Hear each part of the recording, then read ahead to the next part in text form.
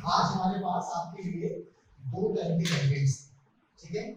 एक हम आपको जो आपके भविष्य में रिसर्च में काम आने वाली इंस्ट्रूमेंट्स हैं उनकी जानकारी देंगे, क्योंकि जब आप रिसर्च में जाओगे तो ऑब्वियस सी बात है कि आप कंप्यूटर साइंस को छोड़ देंगे। कंप्यूटर साइंस की सिर्फ कोडिंग होती है, अदरवाइज सारी ब्रांचेस में आपको you have to deal with the instruments. जैसे कि आपके इनोवेशन सेंटर में भी बहुत सारे इंस्ट्रूमेंट्स हैं, we have to process many things parallelly।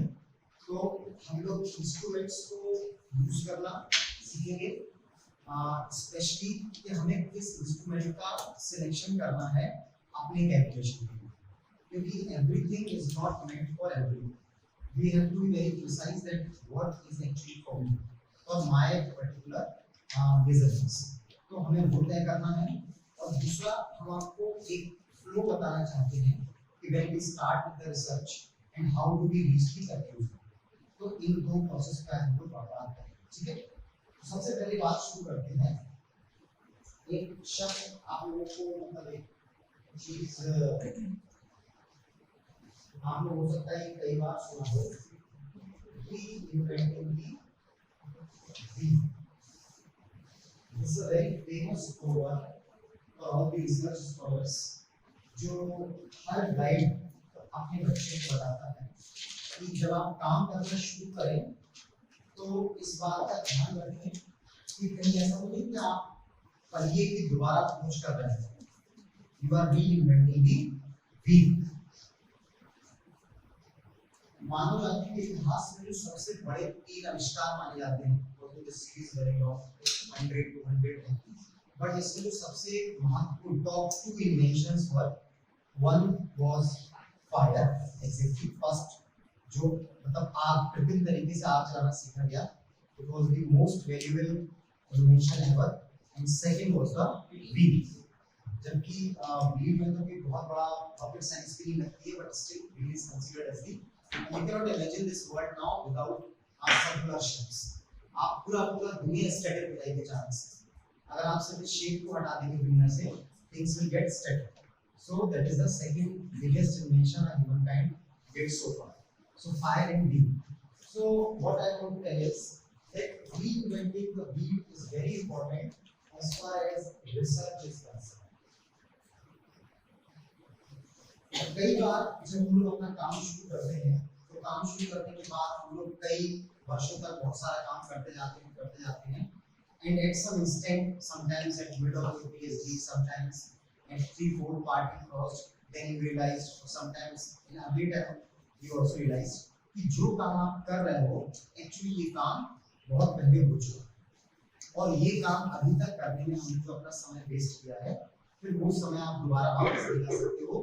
वो सारे कैलकुलेशंस, वो सारे एफर्ट्स, वो सारी चीजें वेस्ट हो, ठीक है। तो इसके लिए आजकल हमारे पास सबसे अच्छा टूल है, वो है इंटरनेट। हम इंटरनेट का प्रयोग करके ये पता लगा सकते हैं कि हम लोग जो काम कर रहे हैं उस काम में कितनी प्रोग्रेस हो चुकी है। ऑल्दो दी ऑथराइज्ड बॉडी कि आप क्या काम कर रहे हो, कितना काम हो चुका है, that is patent offices. India के अंदर 4 पेटेंट ऑफिस हैं, दिल्ली, मुंबई, चेन्नई और कलकत्ता। इसके अलावा भी छोटे ऑफिस हैं अलग जगह। When you actually file for the patent and they said कि नहीं ये काम तो बहुत पहले हो चुका है, तब हमको पता चलता है कि ये काम एक्चुअली मतलब नहीं करना है। बट स्टिल अगर आप सोचते हो कि इतनी एक्सेक्ट जानकारी आप पेटेंट फाइल करके नहीं पता लगा सकते, तो आप एटलीस्ट वो चीजें गूगल पे सर्च कर सकते हैं। जब आप गूगल पे लिखोगे तो उससे रिलेटेड ऐसे शोधकर्ता वेबसाइट, शोधकर्ता is a point where you can just put on some keywords or the entire title of the thesis, you will just press the enter button and you will get a lot of information about the topic which you are searching for, right? So by this way you can find out that how much work people have already done। ठीक, तो हमें कोशिश करनी है कि हम अपने research को इस प्रकार से प्लान करें कि वो काम अभी हुआ है, पहली चीज। दूसरी, PhD is not a short term process। It takes 5 years, it takes 6 years, sometimes it takes 7 years। If you are doing very best, then still it will minimum take 3 years, 3 or 3.5 until your thesis get checked, ये final declare करते हैं, so it takes a lot of time. तो उस समय में जब आप अपनी रिसर्च को एवेल्युएट कर रहे हो तो ऑडिट कर रहे हैं, आपको ये भी इंश्योर करना है कि ये काम अभी हुआ नहीं है, और दूसरा निकट भविष्य में ये काम कोई कर भी नहीं है। Try to find out a space where neither the work has been done nor the people are going to do, or they are very close to the means outputs. हालांकि it is very tough to find out, but still at least for just for peace of the heart आपको एक बार ये कोशिश करनी चाहिए कि हम ये पता लगा लें कि ये काम अभी ना हुआ है और ना ही ये नियर फ्यूचर में कोई काम कर रहा है। तो जब हम ये काम करेंगे and I will be close to published with SCI journals. आजकल मतलब जिनको भी PhD करनी है, they should be little bit quick because every means day to day basis UGC is increasing their means guidelines for PhD. जैसे हमारे time में SCI publication करना कंपलसरी नहीं था, हमने केवल 2 इंटरनेशनल जर्नल पब्लिश किए थे, कुछ कॉन्फ्रेंस अटेंड की थी, एक दो नेशनल जर्नल पब्लिश किए थे, and I got my PhD। But later on जैसे जैसे चीजें बढ़ रही हैं तो थोड़ा सा स्ट्रिक्टनेस जो इस प्रकार की रेगुलेटरी अथॉरिटीज होती है जैसे UGC है या AICTE है या PCI है, तो ये लोग अपने जो गाइडलाइंस है थोड़ा सा टफ करते हैं so that the actual research should come. तो उसके लिए आपको कोशिश करना है कि अगर आपको PhD करने का मन है then you will be a little bit quick और आपको उस प्रकार से चीजें को करनी है, क्योंकि एक ऐसे पब्लिकेशन करने में लगभग 6 महीने का समय लगता है, वो भी तब जब आप प्रोएक्टिवली उनकी सारी मेल्स को आंसर करते हो, उनके बताए हुए डायरेक्शंस आप इंप्लीमेंट करते हो, तब भी जाकर आपको 6 महीने का समय एक एससीआई जर्नल में लगता है। आप सोचिए 2 एससीआई जर्नल करने हैं मिनिमम, तो आपको 1 साल तो वहाँ चाहिए। 6 महीने के कोर्स वर्क में आप कुछ नहीं कर सकते हो, 1.5 साल ये चला गया। और फिर तीसरा हमने आपको बताया था कल कि PhD अपने हिसाब से होती है, PhD जब होनी होती है वो तभी होती है, तो आपको उन सारी कंडीशंस के साथ भी मतलब एक सामंजस्य रखना है। PhD हर इंसान के जीवन में उस समय होती है जब उसकी शादी भी हो रही होती है, जब उसके बच्चे भी हो रहे होते हैं, उसकी सास भी उसको सता रही होती है, उसको कहीं घूमने के लिए गोवा भी जाना होता है, उसी समय उसका गाइड बुला रहा होता है, मतलब सारी समस्याएं जीवन की वो PhD के समय ही आती है। हाई स्कूल टाइम में ऐसा नहीं होता, आपको माँ बाप भी कहते हैं पढ़ो, टीचर भी कहता है पढ़ो, सब कहते हैं पढ़ो पढ़ो पढ़ो और आप पढ़ के इस तरीके से समय निकालते हैं। लेकिन यहाँ आपसे जो एक्सपेक्टेशन लेवल है, जो सोशल नेटवर्क गेट एक्सपोज्ड, आपका सोशल लेवल बढ़ता है, उतना ध्यान हम लोगों में नहीं कि अब शादी बाद में करेंगे, पहले PhD हो जाए, तो वो भी जरूरी होता है। तो इन सब चीजों के बीच में आपको एक सामंजस्य बिठाना है। नियत समय में PhD करनी है, then you have to be very much specific about the time division for many things, कि हमें कब क्या काम करना है, आप उनको टाइम टेबल के साथ समझिए और चीजों को एक्सप्लेन। जी, तो सबसे पहले वो रिसर्च की बात करते हैं, तो एक शब्द हम आपको मतलब वो शायद आपको सुना होगा कि सुना हो, I want to introduce a term which is research gap। ये सबसे इम्पोर्टेंट चीज है, if you able to find out the actual research gap, तो आपका जो ओरिएंटेशन है वो क्लियर हो जाए। ओरिएंटेशन मतलब sometimes we are standing in the forest and we don't know in which direction we should go, because all around you are seeing trees only, you don't know anything about the directions। So research gap is something which is providing you the direction of your research work prima facie। जब आप बिल्कुल शुरुआती दौर में होते हो तो research gap आपको बताता है कि हमें किस दिशा में आगे बढ़ना है, कैसे आगे बढ़ना। अब आप में से कोई डिफाइन कीजिए what is research gap. Research gap क्या है? बड़ा सिंपल सा है, जो उसका नाम है वही उसका काम। क्या हो सकता है रिसर्च गैप? महबूब साहब, व्हाट इज रिसर्च गैप?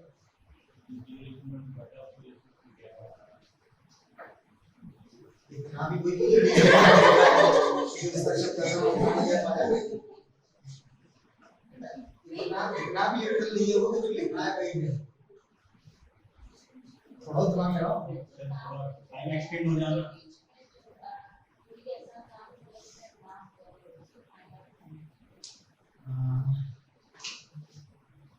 थोड़ा सा ठीक है, इसको थोड़ा सा और स्पेसिफिक कीजिए।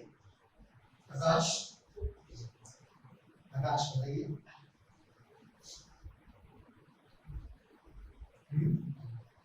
नहीं बता, एनीवन एल्स? सर जो रिसर्च ऑलरेडी हो चुकी है उसमें कुछ ना कुछ गैप हुआ होगा, मिस आउट हो गया होगा, उसको रिसर्च किया। जो रिसर्च हो रहा है वो और एक्सपेंड या फ्लो में गैप होता है। जो हो चुका है तो बस एक शब्द मिसिंग, जो हो चुका है और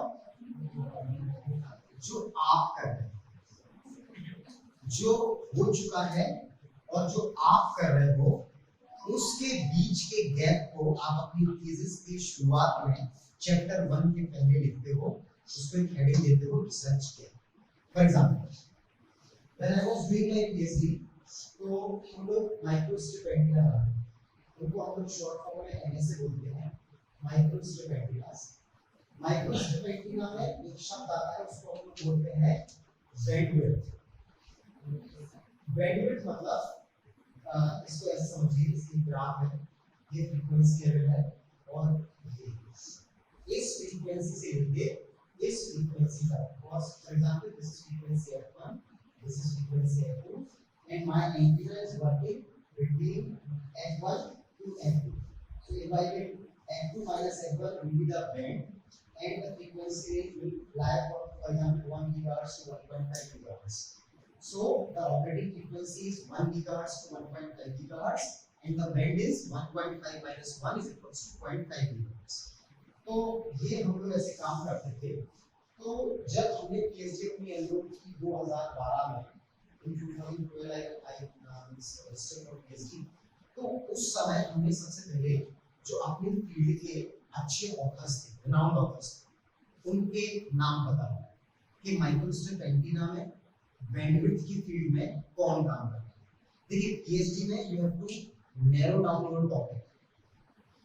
एक और बहुत इंपॉर्टेंट बात आपको बताते हैं कि कई बार हम लोग एक काम बहुत जल्दबाजी में करते हैं जो बाद में जाके बिल्कुल गले की हड्डी बन जाता है, वो होता है the title finalization. Always give more than a month to finalize your title, क्योंकि जहां जहां वो टाइटल आपका रिव्यूअर पढ़ेगा, जो डिफेंडिंग लेने आ रहा है वो पढ़ेगा, और वो आपके कंफ्यूजन को और आपके टाइटल को मैच करेगा, whether you are able to achieve the desired outcome or not. और अगर उसके बीच में डिस्क्रिपेंसी मिलती है तो आपकी पीएचडी फंस सकती है। वो कुछ भी रिमार्क लगा सकता है, 6 महीने एक्सटेंड कर सकता है, नया अवार्ड करने के लिए रिकमेंड कर सकता है, वो कुछ भी कर सकता है, उसके पास अथॉरिटी है। तो आपको ये इंश्योर करना है कि जो हम टाइटल फाइनल करें, उस टाइटल फाइनलाइजेशन में पहली बात तो हम वही शब्द लिखें जो हमें अच्छे से आते हैं। कोई भी उसमें फैंसी वर्ड इंक्लूड करने की कोशिश मत करें कि हम एक दो सुंदर से शब्द जोड़ दें, इसका टाइटल सुंदर लगने लगे, भले ही उसके बारे में आता हो या ना आता। तो हमें पहली कोशिश करनी है कि हम टाइटल को बड़ा स्पेसिफिक रखें। टाइटल जितना मतलब टाइटल की लेंथ पे कभी मत जाना। Title can be long, if you want to specify your work you have to be means more frequent with the words, तो वो टाइटल लंबा हो जाता है। जैसे हमारी पीएचडी का टाइटल था bandwidth enhancement of microstrip antenna at 1 gigahertz frequency using shorting pins. अब हमारा टाइटल हमारी थीसिस के बारे में सब बता रहा है कि हम बैंडविड्थ एनहांस कर रहे हैं, माइक्रोस्ट्रिप एंटीना भी कर रहे हैं, 1 गीगाहर्ट्ज का हमारा एंटीना काम करेगा, और जो बैंडविड्थ एनहांसमेंट टेक्निक्स अवेलेबल है 5-6, उनमें से हम शॉर्टिंग पिन्स नाम की एक टेक्निक है उसको प्रयोग करके अपने माइक्रोस्ट्रिप एंटीना का बैंडविड्थ को बढ़ा रहे हैं। ऐसे ही आप लोग भी अपने टाइटल को सोच समझ के फाइनल करोगे कि हमें क्या उसमें लिखना है जो काम हम बाद में करते हैं। ठीक है, just give more focus on the title before submitting it anywhere, because once your title has been submitted to UGC website you cannot edit it, so be very careful before finalizing your thesis title। ठीक है, अब हम लोग बात कर रहे थे research की। तो जब हमें पता चला कि हमें क्या काम करना है, हमारे गाइड ने हमें बताया क्या काम करना है, तो उस समय 2012 में हमने अपनी पीएचडी रजिस्टर की, कोर्स वर्क शुरू हुआ और उस कोर्स वर्क में हमने 2011 दिसंबर का एक IEEE पेपर बनाया। मिला ऐसा नहीं कि हम बाजार जा रहे थे रास्ते मिला, ढूंढा, आपको भी ढूंढना पड़ेगा। ये चीजें ऐसे मूवीज की तरह रास्ते में नहीं मिल जाती हैं, ये चीजें ढूंढनी पड़ती हैं। So I got a paper IEEE published, मतलब highest body of electronics and communication, दिसंबर 2011 का पब्लिश था और उसमें हमने देखा कि जो एक बड़े ऑथर हैं गिब्रॉन्स टू मलेशिया, उन्होंने माइक्रोस्ट्रिप एंटीना की बैंडविड्थ पे काम किया था और उन्होंने शॉर्टिंग टेक्निक्स यूज करके 1 गीगाहर्ट्ज पर 56% बैंडविड्थ को अचीव किया। ये उनके रिजल्ट्स थे जो उस पेपर में पब्लिश थे कि ये हमने काम किया है, इस टेक्निक का यूज किया है और ये 56% बैंडविड्थ रिसीव, राइट। अब वो पेपर आप जब एक बार पढ़े, हर पीएचडी का एक बेस पेपर होता है। Literature survey is different, base paper is different. Base paper means from where you got the gap analysis, from where you find out your gap. Now, for example, in that research paper, there are 70 references. You have to download all these 70 references. They comes in literature survey. इसके बाद अगर आपको लगता है कि इसके references जो आपने डाउनलोड किए हैं, उनको समझने में उनका भी कोई सक्सेसिव रेफरेंस आपको डाउनलोड करना है, it also comes in the literature survey. वो सारी चीजें किसके हिस्से होते हैं? लिटरेचर सर्वे। कि हम लिटरेचर सर्वे हमने कितना किया, तो हमें एक बेस पेपर जिससे कि हम अपना रिसर्च गैप पता लगाएंगे। दूसरी चीज, एक लिटरेचर सर्वे, उस गैप जो गैप आपका बेस पेपर है, उस बेस पेपर के सारे रेफरेंसेस और फर्दर उनको समझने के लिए उन रेफरेंसेस पेपर के भी रेफरेंसेस जो आप डाउनलोड करते हो, उनको हम लोग लिटरेचर सर्वे में इंक्लूड करते हैं। ठीक, रिसर्च गैप में जब हमने उनका पेपर पढ़ा, उसको लिखा था 56% बैंडविड्थ आई है, 1 गीगाहर्ट्ज पे आई है, शॉर्टिंग की यूज करके आई है, and it was the recent publication over the thing which I was और I am trying to work. अब उस पेपर को जब आप पहली बार पढ़े, अगर वो पेपर बहुत ही रिनाउंड जर्नल का है, किसी भी चीज का है, तो आप विश्वास मानिए कि वो पेपर आपको ऐसा लगेगा जैसे किसी ने उल्टे रखे हो लोटे के ऊपर से पानी डाला। You will not get anything, कुछ समझ में नहीं आएगा आपको। पूरा पेपर पढ़ लिया, you will not get anything which is take away in the first week. Don't lose hope. Read it second time, read it third time, read it n number of times until your base paper is not very clear in your mind.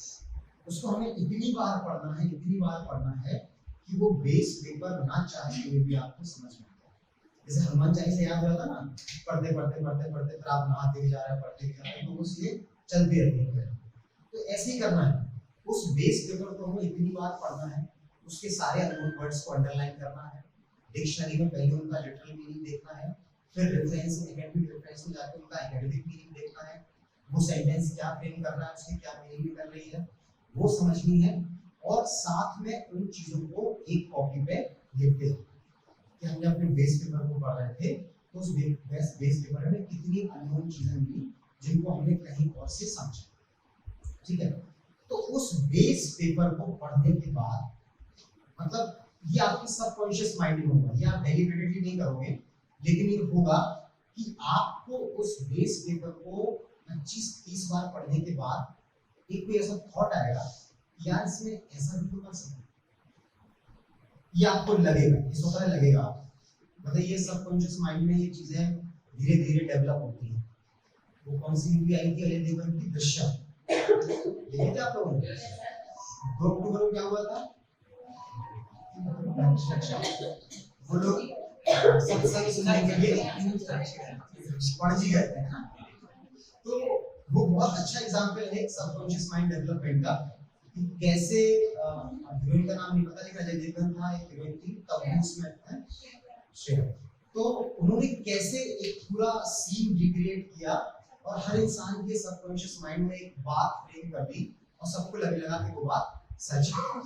तो ऐसे जब आप PhD करेंगे और जब आप कुछ चीजों को लगातार पढ़ेंगे, तो तो आपके सबकॉन्शियस माइंड में बहुत सारे ऐसे थॉट्स डेवलप होंगे कि आपको लगेगा कि अगर इस चीज को हम इस पर्टिकुलर प्रोसेस में जोड़ देते हैं तो ये 56% की जगह 65% हो सकती है, 60% कुछ वैल्यूज की बढ़ाई जा सकती थी अगर इसमें ये काम होता। ठीक, एंड जिस दिन आपके दिमाग में ये थॉट आए कि if we can do or if we can add this thing with this technology, I can achieve 60% of bandwidth instead of 50%, that becomes the research gap. तो वो 4% का रिसर्च गैप हमने आइडेंटिफाई किया और हमने अपने रिसर्च गैप में लिखा कि जो शॉर्टिंग पिल्स ने लगाई थी कई जगह इन्होंने वर्टिकल अक्रॉस लगानी है। अगर हम वर्टिकल अक्रॉस के साथ उनके साथ हॉरिजॉन्टल अक्रॉस लगाएं और इसके साथ फ्रीक्वेंसी जो है और एक और भी चीज की मटेरियल जो है वो एड्रॉइड की जगह अगर हम जिप्सम यूज करें तो I can achieve 60% of bandwidth. So this is the research gap which I identified and mentioned in thesis कि अगर इन कुछ चीजों को ऐसा ऐसा कर दिया जाए तो मेरे हिसाब से ये जो बैंडविड्थ है ये 60% नेवर बिकम वेरी एक्साइटेड और प्रॉमिस कि ये 56 से 96% फिर वो नहीं हो पाएगी और फिर आपको कभी नहीं करना। हमें क्या करना है, हमें एक ऐसी वैल्यू कमिट देखो आप घर पे कह के जाओगे कि हम जैसे कोई मिठाई का नाम ऐसा छोटी मिठाई बोली कि हम लड्डू लेके आए शाम में और फिर आप शाम को अगर मिल्क केक लेके पहुंचते हैं तो सब हैप्पी होते हैं। लेकिन आप मिल्क केक कह के जाओगे और लड्डू लेके आओगे सब नाराज है, भले ही आप कुछ लेके आए। तो अगर आप 4% का कमिट करके 14% करके दिखा दोगे तो सब लोग ताली बजाएंगे आपके आरडीसी में भी और डिफेंडिंग में भी कि देखो उसने कमिट 4 किया था और कर लिया 14। लेकिन अगर आप बड़ा प्रॉमिस कर दोगे और फिर आप उसको अचीव नहीं कर पाओगे तो वो प्रॉब्लमेटिक है। लेकिन इसका मतलब ये भी नहीं है कि आप कहोगे 56% आ चुकी है and I think getting 56.5% is research है which I can do। इतना छोटा भी कमिट नहीं करना है, ये अपनी फाइनल का मॉडरेट है जो अचीव की जा सके और जो आसानी से हो भी जाए और आप उसको कर, ठीक है। तो एक जो चीज ये हुई कि सबसे पहले हमें इस प्रोसेस से बचना है कि we should not reinvent the wheel। अब बिल्कुल समय बर्बाद नहीं करना है। पीएचडी अपने आप में समय बर्बाद मत करने वाला काम है, उसके भीतर आप और अंदर उसके अंदर समय बर्बाद कर लो तो ये और दुख की बात है। तो हमें रीइन्वेंट व्हील पे बिल्कुल काम नहीं करना है। और दूसरी चीज है कि हमें रिसर्च गैप सबसे पहले आइडेंटिफाई करना है कि हमें रिसर्च गैप क्या है, ठीक है। जब आप बेस पेपर पढ़ेंगे, बेस के रेफरेंसेस पढ़ेंगे, रेफरेंस के रेफरेंसेस पढ़ेंगे, आपको अपने आप दिमाग में आएगा कि हम इसमें क्या चीजें फर्दर एक्सटेंड कर सकते हैं। जब भी आप कोई भी बेस पेपर पढ़ें उसके साथ जो रिसर्च पेपर उसके आप डाउनलोड करें, don't keep the soft copy only, keep the soft copy but take a print, always take a print, don't be confused in that. Take the print out, make a thick spiral binding जिसमें आपके सारे जो reference papers हैं वो बिल्कुल ऐसे back to back लगे हों, उन पर पूरा आप अपनी सुविधा के हिसाब से उसका डेटा तैयार कीजिए, कौन सा रेफरेंस पेपर है, कहाँ है, कैसा है। आप लोगों ने ये शब्द सुना है? We have to create it in your place.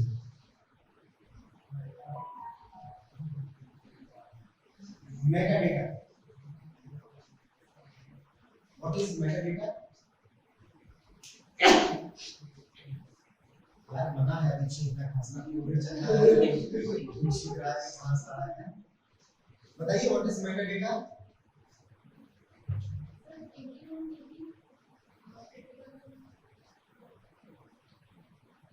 मतलब धुन बिल्कुल सही थी लेकिन गलत है, मतलब लेकिन ऐसे कुछ है, उसका आंसर ऐसे ही है।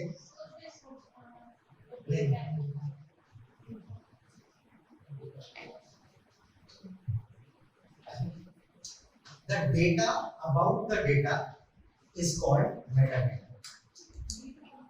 Data about the data. इसका एग्जाम्पल बताएगा कोई जो आप सबने 1 लाख बार देखा होगा जिंदगी में? Data about the data.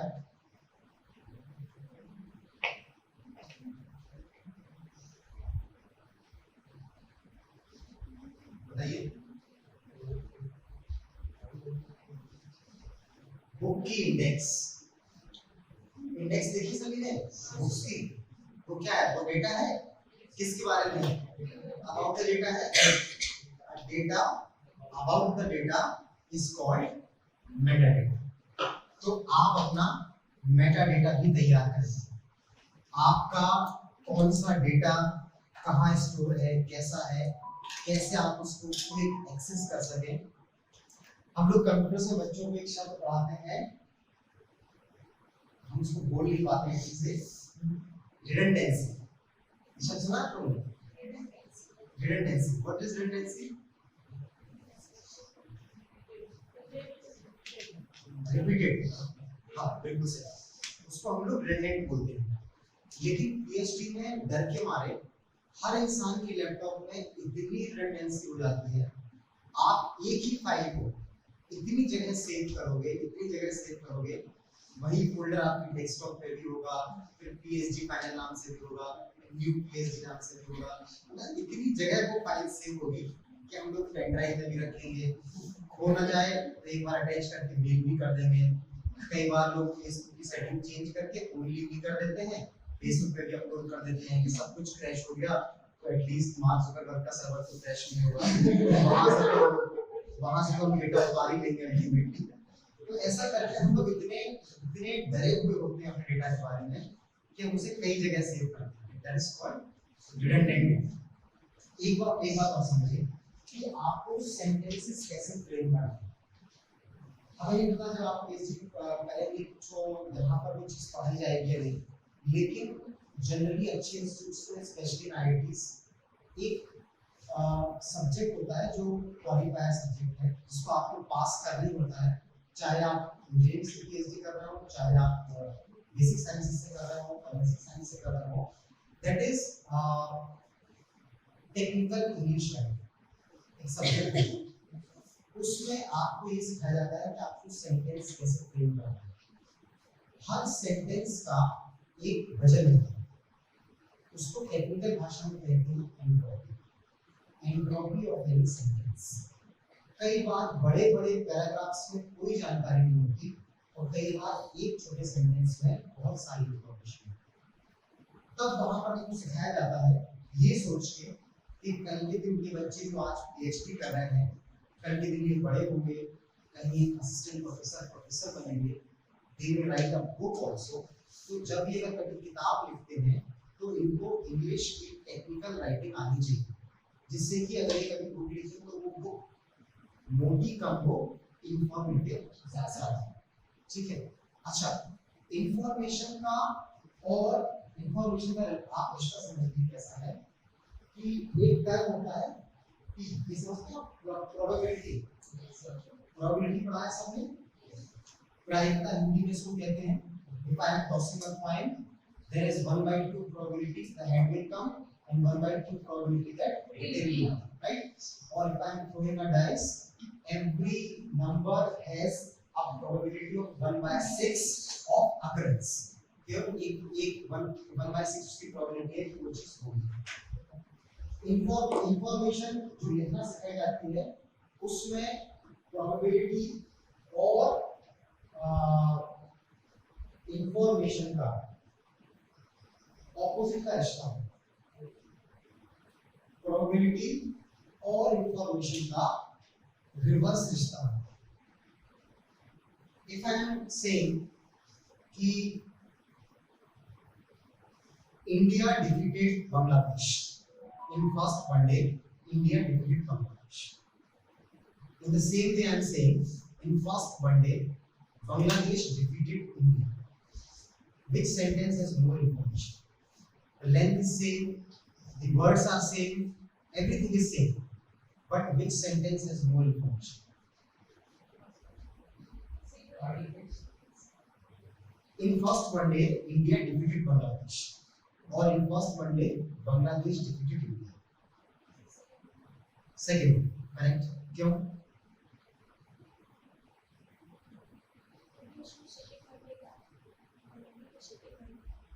नहीं, वो दोनों फर्स्ट वनडे की बात नहीं। First one day India defeat Bangladesh, first one day Bangladesh defeat India.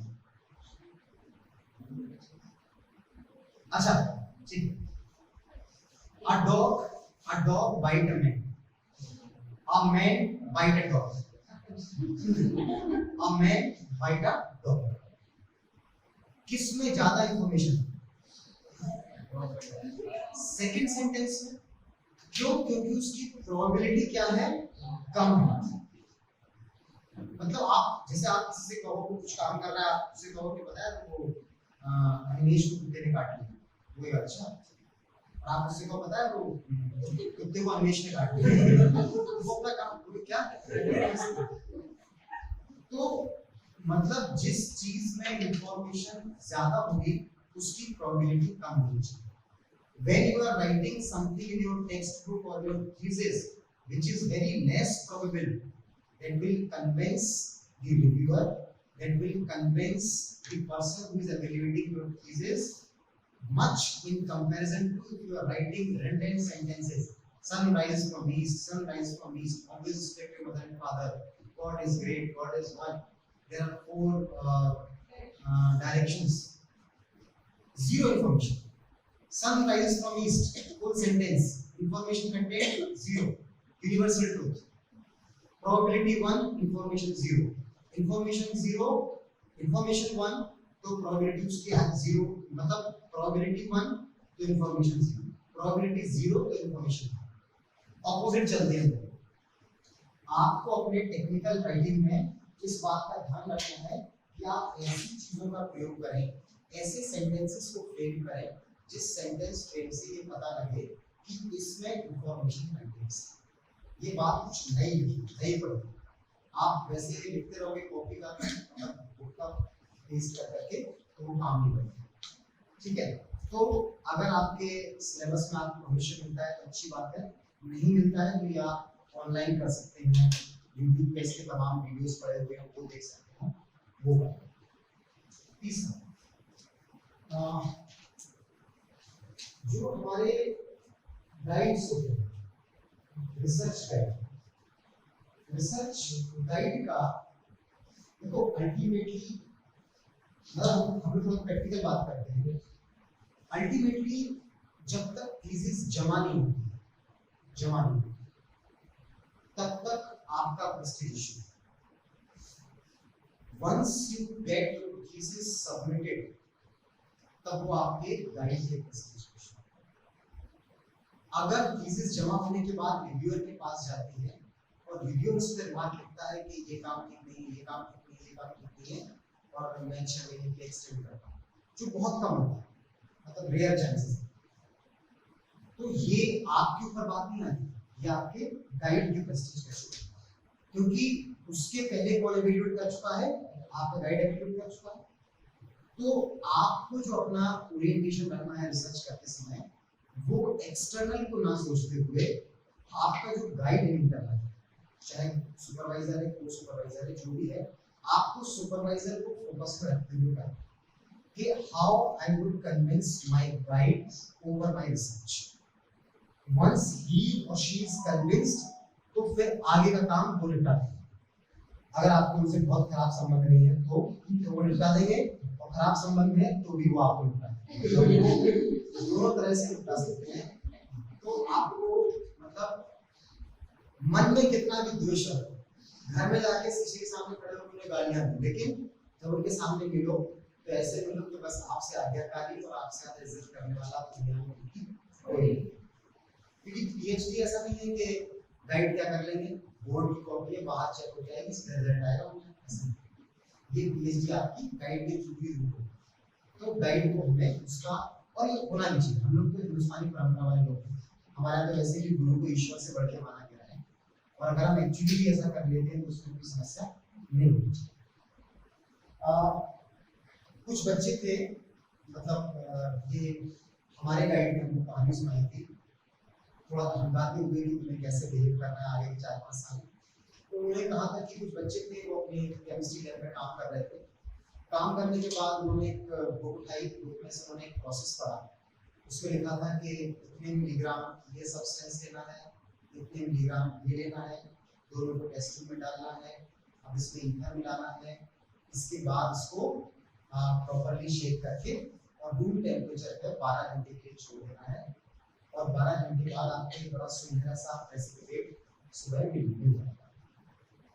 तो बच्चों ने वही किया, same they follow word by word वही किया और लैब में टेस्टिंग छोड़ते गए। It came after 12 hours but there was no precipitate। तो मुझे बड़ा मतलब ऐसा awkward लगा कि क्यों ऐसा हुआ। कोई बात नहीं, कुछ गलती हुई होगी। दे रीड फिर से किया, सब कुछ मेजरमेंट्स का ध्यान रखा, लेकिन उसके बाद भी फिर 12 घंटे बाद आए तो प्रेसिपिटेट नहीं मिला। तो उन्होंने कहा आप गाइड के पास चलो। गाइड के पास गए, गाइड ने कहा बताओ क्या प्रॉब्लम, ये बात बताई गई। गाइड बोले चलो हम चलते। लैब में गाइड आए, उनके सामने पूरा काम किया गया, पूरा वो मिश्रण बन गया। तो उन्होंने कहा कि इसको फ्रीजर करें।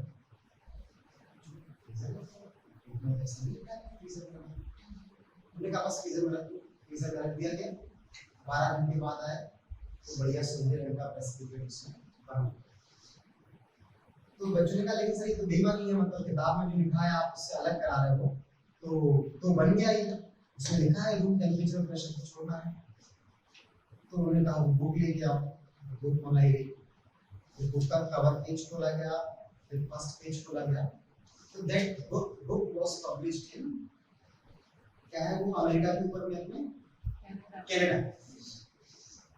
That was one of the coldest places on this planet और वहाँ का रूम प्रेशर टेम्परेचर हमेशा उतना रहता है जितना एक डीप फ्रीजर का होता है। तो आपको उसमें छोड़ना था, या तो आप कनाडा जाके वहाँ छोड़ाते या फिर आप यहाँ डीप फ्रीजर में रख देते, तो आपको वो रूम टेम्परेचर और प्रेशर मिलता है। तो गाइड्स कभी कभी कौन सी बात कितनी महत्वपूर्ण बोलते हैं इसका अंदाजा हमको होता है।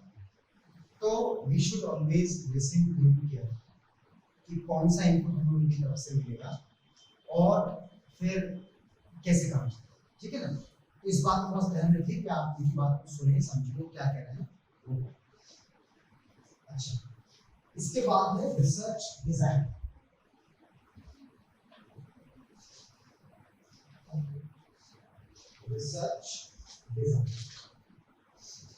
रिसर्च डिजाइन का मतलब होता है कि जब आप कहाँ खड़े हो आपको ये पता है, रिसर्च गैप के बाद आप कहाँ पहुंचोगे आपको ये पता है। अब आपको अपना रास्ता एक हाइपोथेटिकल वे में तय करना, एक मानसिक यात्रा आपको करनी है अपने पीएचडी के कोर्स वर्क होने के बाद से लेकर आपकी डिग्री अवार्ड होने तक या सबमिट होने तक कि हम वहां तक पहुंचेंगे कैसे। उस रिसर्च डिजाइन को आप लोग क्या चेकिंग कर रहे हैं, चेकिंग कर रही हैं, कर दो नहीं, ये हम लोग करने छोड़ चुके हैं।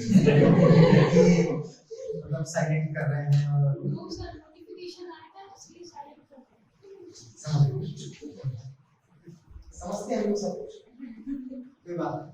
तो क्या है कि आपको एक रास्ता तय करना है कि आप कहाँ खड़े हैं, कहाँ तक जाना है।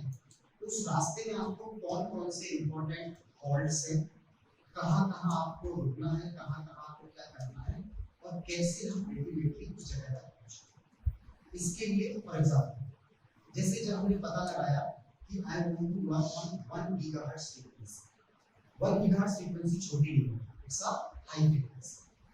जैसे कि आपके जो मोबाइल फोन्स हैं they are working on 980 megahertz, 1 gigahertz equals to 1000 megahertz. लेकिन ये मोबाइल फोन ये 980 मेगाहर्ट्ज पे काम करते हैं।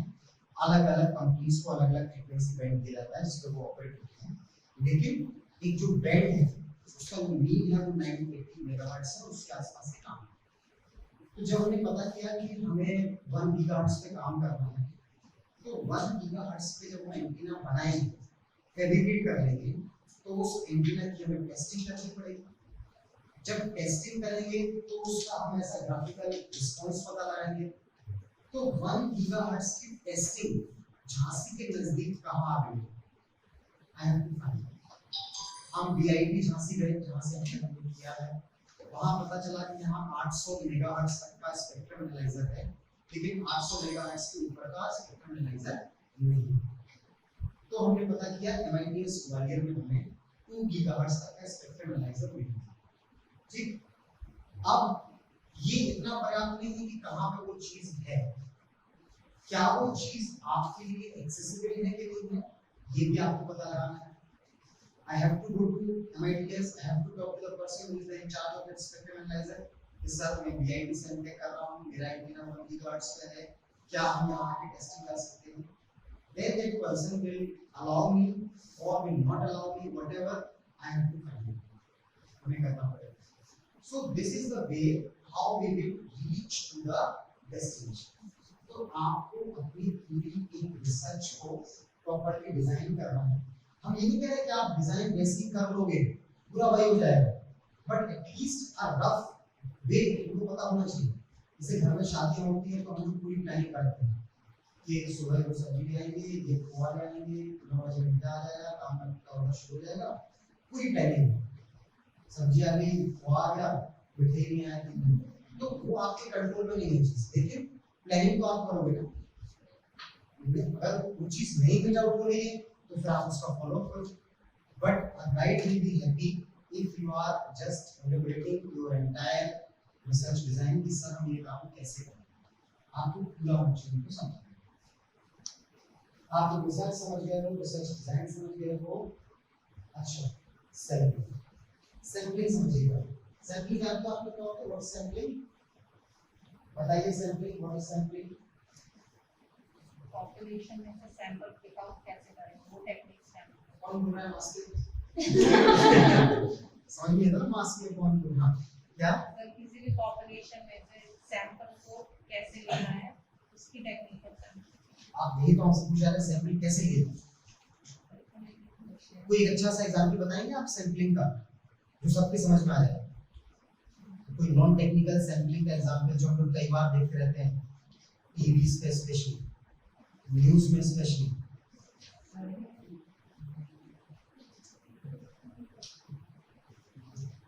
एग्जिट पोल आते हैं, कहीं चुनाव खत्म होते हैं, एग्जिट पोल आते हैं। Exit polls are the best example of sampling. Exit poll में वो ध्यान रखते हैं कि हम सिर्फ उन लोगों से बात ना कर लें जो प्रो बीजेपीएंस हैं, हम उनसे बात ना कर लें जो प्रो कांग्रेसीज हैं, हम सामान्य वर्ग से बात करने की कोशिश करें। सामान्य वर्ग में भी हम कुछ व्यापारियों से बात करें, कुछ नौकरी पेशा वालों से बात करें, कुछ एंटरप्रेन्योर्स से बात करें, कुछ बेरोजगारों से बात करें। We try to accommodate the view of every person। मतलब 5 लाख लोगों ने वोट किया झांसी में, 5000 लोगों का सैंपल हुआ, सिर्फ 5000 लोगों का sample, 5000 out of 5 lakhs, but still the prediction is correct। The reason is the proper sampling। If you are able to do correct sampling, then you can reach to your answer easy। Sampling करते समय आपको वो सारी situations को दिमाग में रखना है जो अराइज हो सकती है।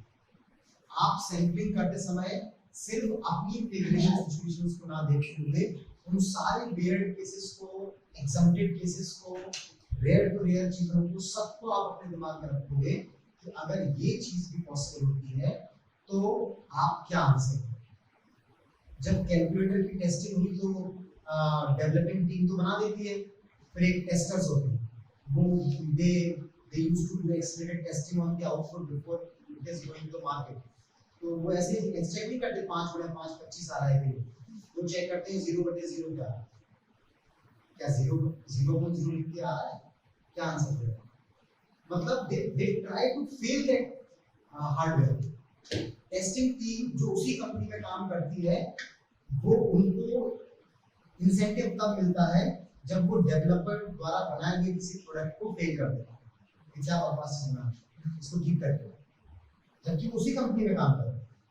They are supposed to work in tune with the developing team, but no, they are the critics। They are the critics। इनको काम ही है कि हमें अपने खुद के बनाए हुए चीजों का ऑडिट करना है, खुद के बनाए हुए चीजों की आलोचना करनी है कि कोई और आलोचना ना करे। It's better to criticize yourself instead someone else is criticizing। तो वही होती है हमारे आईक्यू बेसिस है, इंटरनल क्वालिटी ऑडिट है कि हम लोग अपनी इंटरनली क्वालिटी ऑडिट करते हैं। तो बाहर से कभी कोई एक्रेडिटेशन टीम आती है, NAAC आता है, MD आता है, तो उसके पहले वो हमारे कभी शॉर्टकमिंग्स निकालें, we should find them out and we should start working. तो हमें इस तरीके से काम करना है। जैसे हैकर शब्द आपको सुना है? हैकिंग, हैकर एक शब्द नेगेटिव शब्द होता है, मतलब somebody hacked my profile, somebody hacked internet banking, but government recruits ethical hackers. Their name is ethical hacker. They are thinking in the same way as the hackers are thinking. उनका दिन भर काम है कि स्टेट बैंक की website को hack करना, कौन कौन सी फायरवॉल है, कौन कौन से लूपहोल्स हैं, कैसे हम किसी का पैसा यहाँ से वहाँ कर सकते हैं, उनका काम ये है।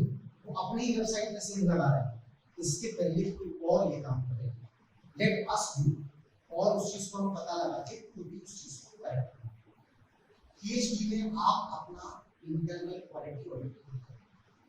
हम आपको ट्रिक बताते हैं, आपको लगेगा कि शायद ये फिजिकल है कि नहीं, but very practically did it, ये इतनी अच्छी चीज है कि आप मतलब समझिए। जैसे हम लोग इंग्लिश में हमेशा काम करना चाहते हैं, हम चाहते हैं हम लोग जब भी प्रेजेंटेशन देते हैं बहुत अच्छी इंग्लिश बोलें, कुछ भी देखने को अच्छी इंग्लिश बोलें। आप कोई भी रैंडम चीज उठाइए या कोई भी स्टोरी लिखिए और आप उसको एक बार शीशे के सामने खड़े होकर बोलिए। अब उस एक पेज की इंग्लिश को आप लिखिए, सिंपल पीस ऑफ पेपर लिख लीजिए। अगले दिन वो कागज उठाइए जो आपने कल लिखा था, आप अपने सेंटेंसेस को बहुत सुंदर लगे, जो आपने कल लिखा था वो खुद पढ़ने पे आपको गलत लगेगा और आप बहुत सारे शब्द यहाँ से काट के यहाँ कर देंगे, एक्टिव का पैसिव बना देंगे, पैसिव का एक्टिव बना देंगे, कुछ डायरेक्ट इनडायरेक्ट कर देंगे, आपको लगेगा ये शब्द ये ज्यादा एप्रोप्रिएट शब्द है, वो आप वहाँ लिख देंगे। आप खुद अपनी चीज को करेक्ट करें, फिर आप उसको एक हफ्ते बाद जाके देखिए। अगर आप कंटिन्यूअसली पढ़ाई करते जा रहे हैं, आप उसको और बेहतर धीरे धीरे वो जो एक पेज आपने लिखा था वो सेम मीनिंग्स के साथ आधे पेज में, with the same essence of feelings, with the same moral of the story, with the same everything will remain same, and your size of the text will surprisingly shrink. आप सोचोगे हम पहले हमने ये बात कहने में एक पेज लगता था, अब यही बात हमने आधे पेज में। आपको ऐसा लगेगा कि खुद का लिखा हुआ जैसे आपने किसी बुक से इस चीज को, बट चीजें डिवोशन मांगती हैं, मतलब चीजें ओवरनाइट नहीं होंगी। ऐसा नहीं हुआ कि सोते समय आप पता नहीं किसी एक करवट लेट गए तो आपकी कुंडली जागृत हो गई, आप विकल्प बन गए, ऐसा कभी कुछ नहीं होगा, कुछ नहीं होगा। आपको उसके साथ प्रयास करना। Luckily I spent many months in IIT Kharagpur, और वहाँ के बच्चों का जो एटीट्यूड हम लोग देखते हैं वो हम लोगों से बिल्कुल अलग होता है, बिल्कुल अलग। एट मॉर्निंग 8 और 8:30 आई वेंट टू लाइब्रेरी। जब लाइब्रेरी के अंदर एंटर किया तो वो लाइब्रेरी इतनी बड़ी है जितना शायद मतलब हमारा एडमिन ब्लॉक पूरा इतना बड़ा होगा, उससे भी शायद डबल होगी। इन द कॉरिडोर्स बच्चे सो रहे हैं, पूरे कॉरिडोर में जितनी दूर तक आप चलते जाओगे, जहां आप उड़ते जाओगे, किनारे किनारे बच्चे सो रहे हैं। कोई ऐसे दीवार से टिका हुआ पड़ रहा है, कोई सो रहा है।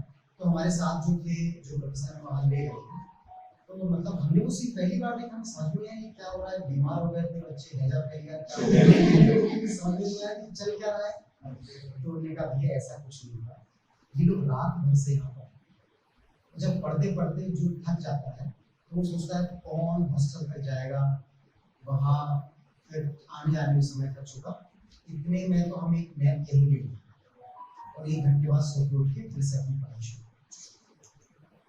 This is the attitude. हम वहाँ ऑटो में बैठ के, खड़गपुर के अंदर एक ही मॉल है, हम मॉल देखने जा रहे थे अपने एटीट्यूड के हिसाब से। वहाँ कुछ बच्चे भी जा रहे थे, they are having playing cards in their mall. तो हमें लगा बताओ कैसे जुआड़े बच्चे हैं, ताश खेलते हैं। जब उनको देखो तो पीछे से प्लेइंग कार्ड है, आगे हर कार्ड पे 1-2 इंग्लिश के कठिन से वर्ड्स हैं जो हम लोग बहुत रेयर सुनते हैं। They are travelling and they are just reading it again, repeating the knowledge. फिर थोड़ा कुछ चलेंगे, दूसरे महीने बोलते रहेंगे, उससे एक सेंटेंस फ्रेम करते रहेंगे और फिर उठा के एक नया कार्ड देख लेंगे, फिर रख लेंगे, फिर पढ़ तो ये उनकी लाइफ स्टाइल में आता है, मतलब ये उनको उनके सीनियर्स से मिला, फिर उन्होंने अपने सीनियर्स को देखा, तो एक लीगेसी हो गई बना कि यहाँ तो ऐसा होता ही है, उनके लिए कोई नया नहीं। हम लोग इतने एफर्ट डाले तो पता नहीं बहुत दिक्कत हो जाए, लेकिन उनके आप एक लीगेसी का हिस्सा कि ये अगर आईआईटी खड़गपुर में रहना है तो ये करना है, अदरवाइज आप सिस्टम से कब बाहर हो जाओगे आपको पता ही नहीं चलेगा। बहुत मतलब चीजें तेज। हालांकि ये भी एक बात है कि उनको उनकी सोच के हिसाब से रिसोर्स भी हमें समझना है। जैसे हमने सोचा कि एक गीगाहर्ट्ज का एंटीना बनाना है, तो हमें पता चला कि बीआईटी के पास तो 1 गीगाहर्ट्ज का स्पेक्ट्रम एनालाइजर ही नहीं है, तो हमारी सोच वहीं संकुचित हो गई, हम 2 और 3 गीगाहर्ट्ज के बारे में कैसे सोचें। लेकिन वहां आप सोचते हो कि हमें 20 गीगाहर्ट्ज का काम करना है, गाइड के पास जाते हो सर 20 गीगाहर्ट्ज, तो कहते हैं हाँ वो ओवरऑल स्पेक्ट्रम एनालाइजर तो 50 गीगाहर्ट्ज का काम है। तो if you have a thinking, you have resources to means सपने साकार करने वाले सारे सामान आपके पास रहते हैं। लेकिन फिर भी मतलब हमारा पर्सनली ऐसा मानना है कि एटलीस्ट एटीट्यूड तो हम लोगों को रखना चाहिए। अगर वो रहेगा तो झांसी में नहीं, ग्वालियर में नहीं, कानपुर में नहीं, दिल्ली में कहीं ना कहीं रिसोर्स मिल जाएंगे काम। ठीक है, तो इन सब बातों का ध्यान रखना है। जो आपने सैंपलिंग करते समय हमें सारे टेस्ट केसेस का ध्यान रखना है। Clear? Okay, next is data analysis.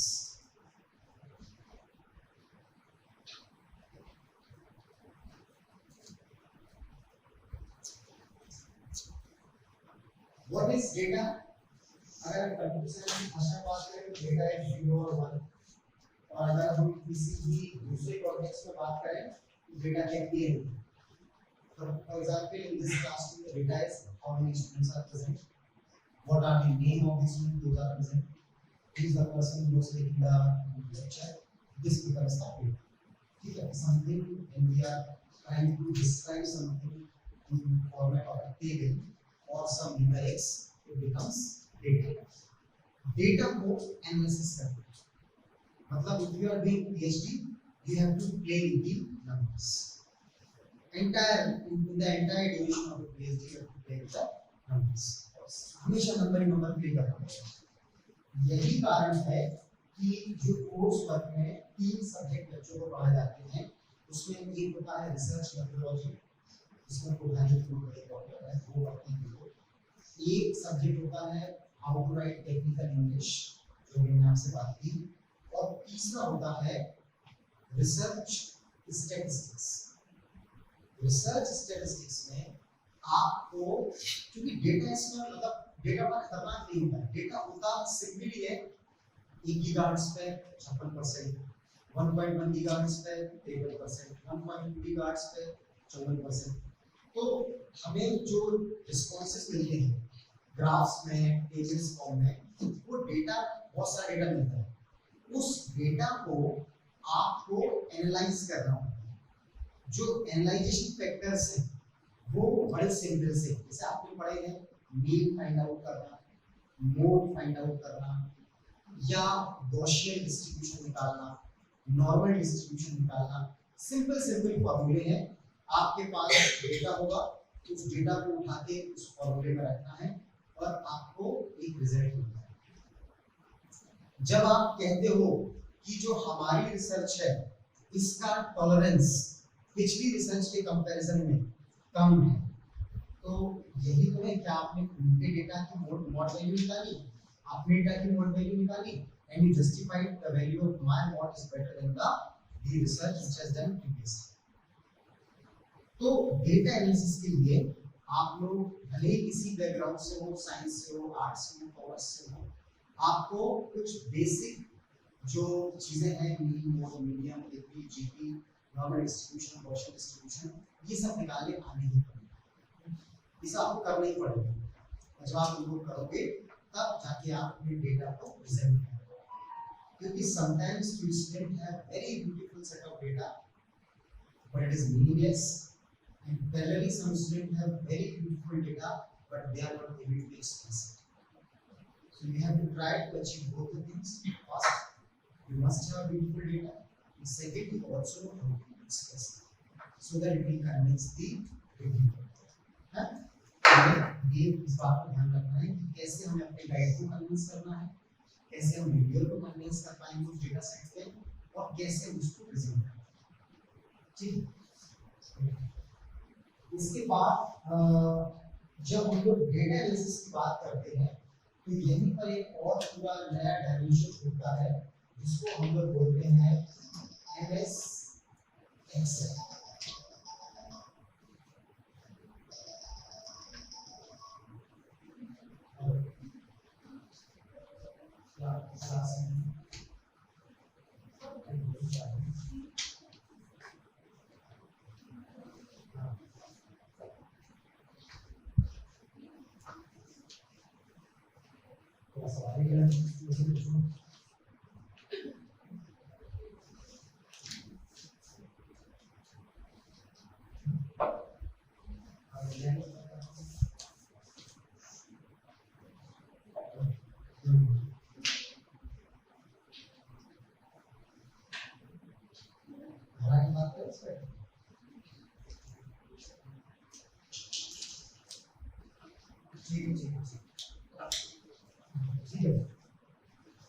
हाँ बात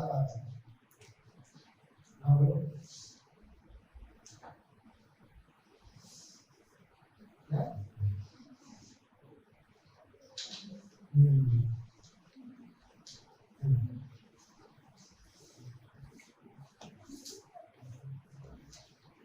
अब जब हम लोग बात करते हैं डेटा एनालिसिस की तो ये तीन चीजें सामने आती हैं, एमएस एक्सेल, एमएस वर्ड और पावर। ये तीन टूल्स हैं जिन तीन टूल्स से फिर लगातार आपका पाला पड़ने वाला है। हम आपसे पर्सनली रिक्वेस्ट करेंगे कि जब भी समय मिले इन बिटवीन द पीएचडी और बिफोर द पीएचडी, जब भी हो मतलब आफ्टर द पीएचडी छोड़ के एक्सेल सीख लीजिए। मतलब इन तीनों टूल में अगर सबसे पावरफुल कोई चीज है तो वो है एमएस एक्सेल।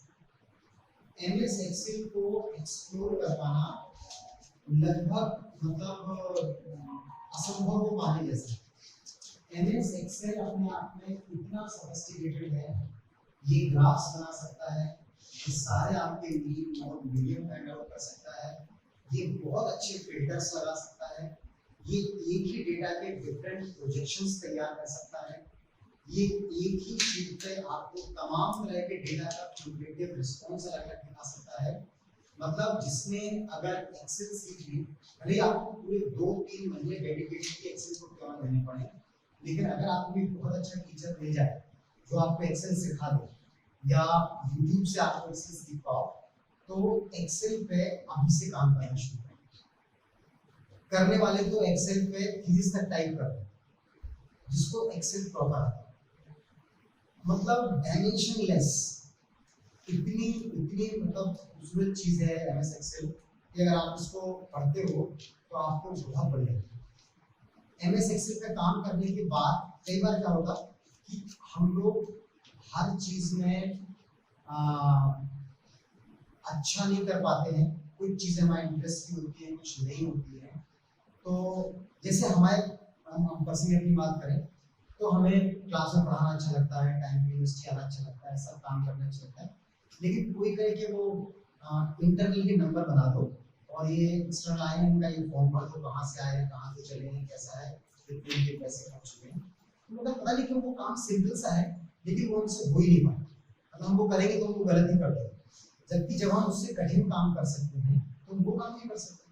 लेकिन कभी कभी किसी काम में दिलचस्पी नहीं है, तो ऐसा कई बार होगा कि आपको हो सकता है रिसर्च में इंटरेस्ट है, लेकिन जैसे आपसे कहेंगे कि हाँ ये सैंपल डेटा है, अब एक काम करो इसके मीन मोड मीडियन निकाल के इसका एक टेबल तैयार करो, अब फिर आपका वहां से मन खट्टा हो जाएगा बस ये काम से, और वो चीज फिर आपको अननेसेसरी परेशान करेगी, आपके दिमाग में एक थ्रेड बना रहेगा और आप वो काम नहीं कर पाओगे अच्छे से।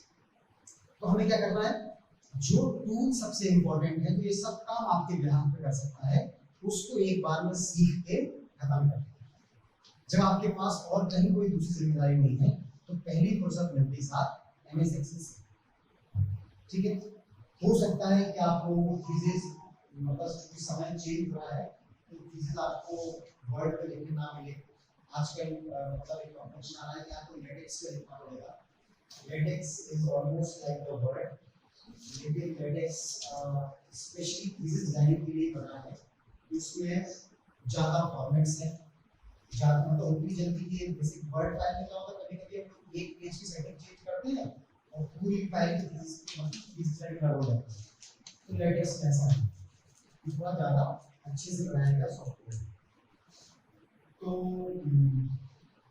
एक्सेल सीख लीजिए, समय मिले तो लेटेक्स सीख लीजिए, ये दोनों चीजें भी आपके काम आएंगी। ये आपको काम करने की फ्रीडम देगा, ये आपको काम लिखने की फ्रीडम देगा, और ये जब आप काम कर लोगे तो उसको एक्सप्रेस करने की freedom. Ultimately, this combination of three things will make your PhD easy. So be expert in Excel, in Word, and in PowerPoint. ठीक है? अब हमें पता आप में से कितने लोगों को PowerPoint में वीडियो अटैच करना आता है। आप यहीं से वीडियो अटैच कर सकते हो, एनिमेशंस बना सकते हो, आप करंट का फ्लो दिखा सकते हो। PowerPoint में भी बहुत सारे ऑप्शंस हैं। ठीक है? आपको वो सब सीखने हैं। कई बार हम लोग बड़ा थोड़ा सा जानते हो, सोचते हैं कि हमको PowerPoint आता है। तो ऐसा नहीं होगा, आपको वो चीज थोड़ा सा डिटेल में सीखनी। चलिए, रिसर्च है हो गया, लेटेक्स, एमएस एक्सेल, लिटरेचर सब भी बता दिया आपको, एमएस वर्ड। चलिए, अब हम शुरू करते हैं आज का सेकंड टॉपिक जिसे हमें कवर करना है, जो मैंने आपको बताया था कि हम कुछ इंस्ट्रूमेंट्स पे बात करना चाह रहे हैं।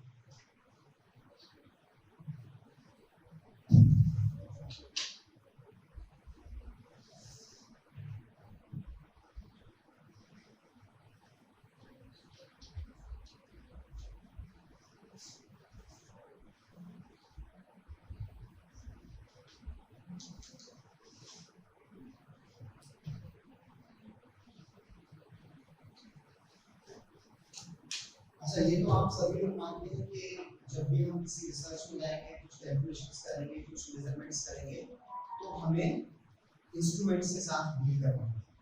ठीक है? जैसे हम इलेक्ट्रॉनिक्स वाले होते हैं तो हमें स्पेक्ट्रम एनालाइजर चलाना पड़ा, हमें एंटीना बनाना था तो हमें पीसीबी मशीन चलानी पड़ी। I have to means encounter with many instruments. आज के समय में जब इंस्ट्रूमेंट्स बनाए जा रहे हैं तो इंस्ट्रूमेंट्स की कैटेगरी होती है। इंस्ट्रूमेंट्स अब एक प्रकार के नहीं, दो प्रकार के होते हैं, एनालॉग इंस्ट्रूमेंट्स और digital instruments.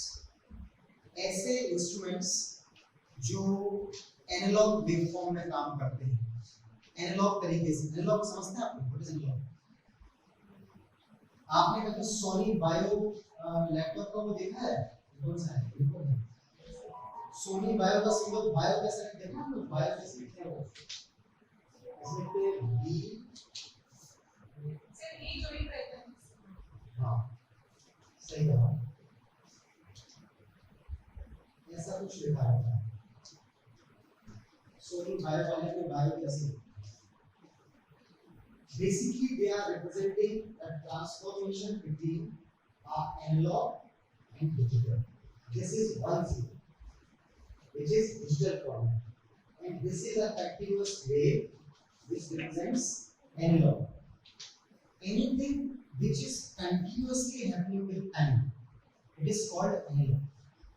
Or anything which sometimes occur, sometimes don't occur, then occur, then don't occur, it calls digital. ठीक है ना? जैसे for example classroom teaching is analogue form. हमारे जीवन में होने वाले 99% काम जो है ये एनालॉग है।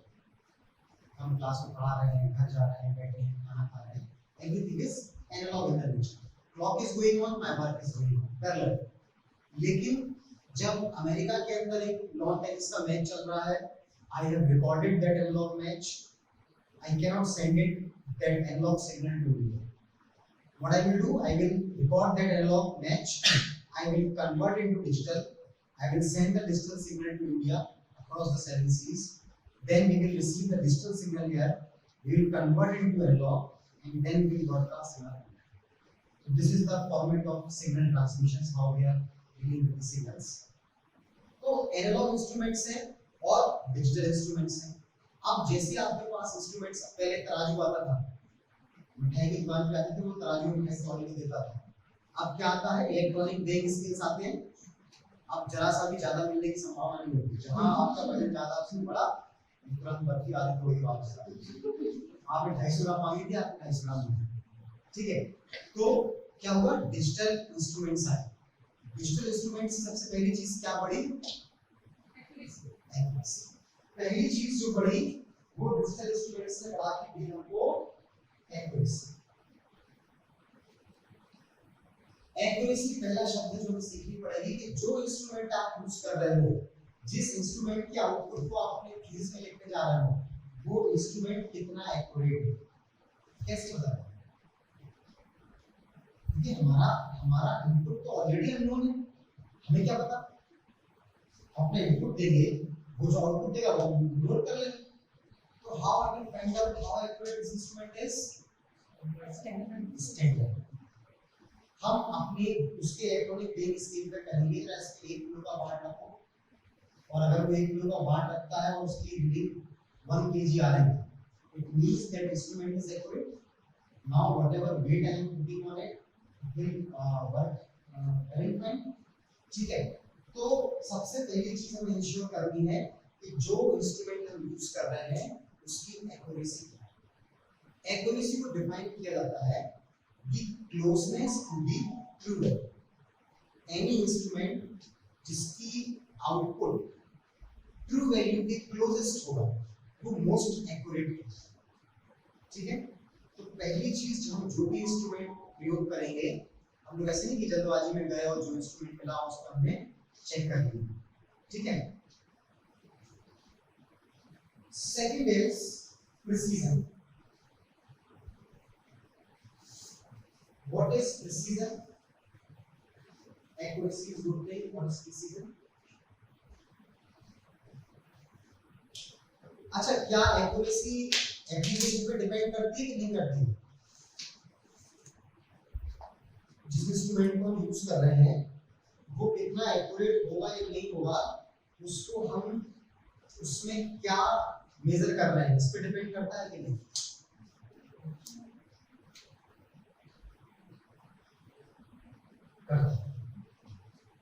आपने सराफा बाजार के वेइंग स्केल देखे हैं, जो कांच के अंदर रखे रहते हैं, जिसको हवा का प्रेशर भी सेंस करते हैं, वो क्या होती है? सेंसिटिविटी। ये बहुत इंपॉर्टेंट टर्म है।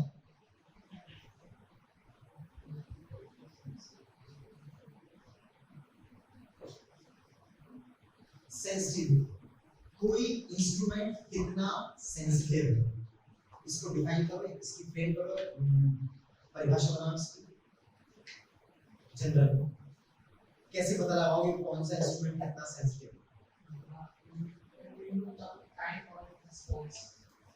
That is delay time. तो डिले हो गया, मतलब कैसे पता लगाएंगे कि सेंसिटिव कितना है?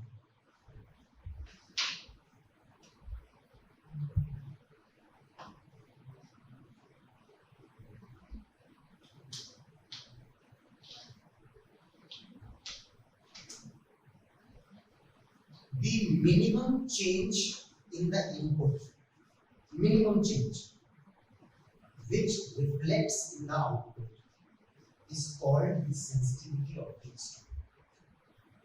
जो आलू तोलने वाला वेइंग स्केल रखता है सस्ता सा बड़ा सा, उसमें बहुत सारे आलू उसमें ले लिए, 2.5 किलो वजन आ गया, उसने एक छोटा सा आलू हटा दिया या रख दिया, वो 2.5 किलो का 2.5 किलो ही है। तो वो जो मशीन है वो उस वेट के लिए सेंसिटिव नहीं, but can we afford such type of insensitive instrument in gold ceiling also? कर सकते? नहीं कर सकते। Application defines how much sensitive instrument we have to use. जब हम सोना खरीदते हैं तो हम ये चाहते हैं कि पंखा बंद करो उसके बाद आप गोल्ड करो, क्योंकि वो इतने सेंसिटिव हैं, they can even feel the pressure of air in their और वजन ज्यादा दे सकते हैं, तभी उसको कांच के अंदर रखते हैं कि हवा का प्रेशर ना पड़े, वजन ज्यादा ना हो।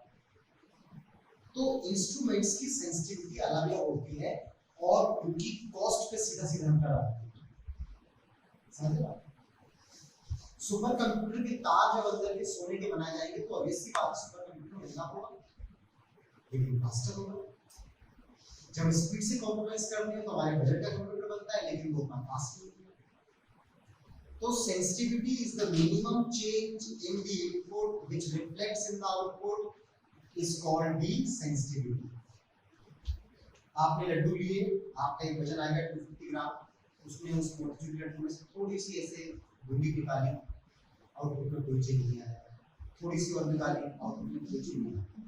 एक इंस्टेंट ऐसा आएगा कि कुछ थोड़ा सा और खींचेगा तो उसमें 250 की जगह 249 ग्राम्स लिखा है।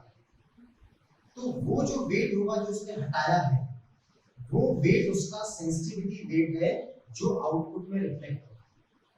ये वो वैल्यू थी कि अगर इतना परिवर्तन कर दोगे तो हम फील करते हैं। जैसे कुछ लड़कियां बहुत सेंसिटिव होती हैं, किसी ने किसी को गाली की बोल होने लगे, मतलब उनका उस प्रोसेस से मतलब ही नहीं है। लड़ाई कितनी 2 किलो नहीं थी, उन्होंने कहा हो सकता मैं दी हूं, मैं खुद भी रहूंगा, कुछ नहीं होती है। मतलब हाथ सबके अलग अलग सेंसिटिव लेवल होते हैं, कुछ लोग बर्दाश्त कर लेते हैं, कुछ लोग नहीं करते हैं। जैसे खासकर घर के जो लोग व्रत में आते हैं वो बहुत सेंसिटिव होते हैं, वो बात पे उन्हें नॉस्टैल्जिया फीलिंग आए, वो पुराना याद करके रोने लगते हैं। तो सेंसिटिविटी, इससे मालूम चलता है कि सेंसिटिविटी बढ़ती घटती है इंस्ट्रूमेंट के यूज के हिसाब से। जैसे आपने बचपन में जब आर्किमिडीज का प्रिंसिपल पढ़ा होगा या फिर प्रैक्टिकली किया होगा तो आपको स्प्रिंग स्केल्स मिलते होंगे पतले से लंबे, ऐसे उसमें वजन टांग लो तो वो खींच जाते हैं और वो 1 मीटर होता है, वो खिसक के बताता है कितना वजन है। तो उसको पानी में डुबोते हैं तो वो ऊपर आ जाता है, बताता है वजन कितना कम हो गया। तो वो इंस्ट्रूमेंट जितना एक्यूरेटली पहले दिन काम करता है, 1 साल बाद वैसे काम नहीं करता, क्योंकि खींच के उसकी स्प्रिंग कैसे हुई है, लूज हो जाती है। आप हो सकता है उस पे 1 किलो लटका हो, उसमें 1.25 किलो दिखा, लेकिन जब नया आएगा तो आप 1 किलो हैंग करोगे और 1 किलो को दिखाएंगे। तो checking out the physical sustainability of the instrument is also an issue. उसको भी आपको पूछना है जब आप किसी इंस्ट्रूमेंट को देखो तो उसको आगे पीछे देखो कब का मेक है, ये इंस्ट्रूमेंट कब का बनाया गया, तो इसकी सेंसिटिविटी में कितना फर्क आ रहा होगा, या उसकी सेंसिटिविटी को चेक करके देखो, इनपुट में चेंजेस लाके उसकी सेंसिटिविटी को चेक करें। प्रिसीजन होता है कि जब एक ही इंस्ट्रूमेंट को आप मल्टीपल टाइम यूज करते हो तो क्या वो हर बार उतना ही एक्यूरेट रहता है जितना पहली बार था, दैट इज प्रिसीजन। आप इसको मतलब इसको आप उसके सस्टेनेबिलिटी से वैसा मतलब गलत करेक्ट मत करना। एक होता है कि एक इंस्ट्रूमेंट आज किसका रेटिंग दे रहा है और 1 साल बाद क्या दे रहा है, और एक इंस्ट्रूमेंट होता है जो आज ही सेम प्रैक्टिकल को 50 बार करने पे क्या 50 बार रीडिंग दे रहा है, same day recursively I am doing some exercise or whether it is giving the same output, that is called precision। हमने कहा बड़ा प्रिसाइज है। प्रिसाइज का मतलब जैसे वो होता ना स्पोर्ट्स आर्चरी होता ना, तीर चलाया जाता है तो उसमें किसी ने हिट किया तो बिल्कुल उसका बुलसआई लगता है, बीच में लगा, अगली बार चलाया तो बोर्ड में ही लगा, पता नहीं कहाँ चला, तो वो प्रिसाइज नहीं, कभी बिल्कुल एक्यूरेट है कभी एकदम से वियर्ड सा। और प्रिसाइज का मतलब होता है कि एक बार वहां जहां तीर लगेगा अगली बार उसके नजदीक ही लगता है, I am precise towards my goal, ऐसा नहीं कि पहला बार तुक्के में लग गया। तो हमें उस इंस्ट्रूमेंट की एक्यूरेसी देखनी है, प्रिसीजन देखना है और उसकी सेंसिटिविटी, तब अपने इंस्ट्रूमेंट को फाइन करें। और एक चीज और देखनी है, उस इंस्ट्रूमेंट का